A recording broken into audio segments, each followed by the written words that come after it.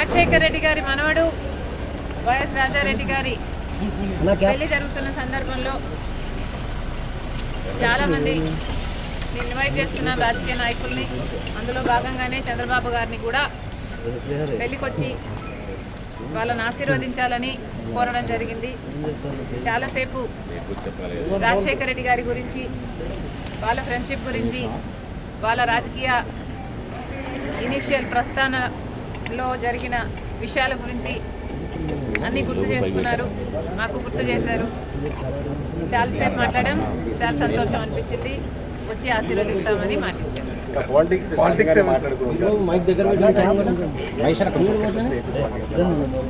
లేదమ్మా, actually mostly Rajasekhara Reddy గారి గురించే ఆయన ప్రస్తావించారు.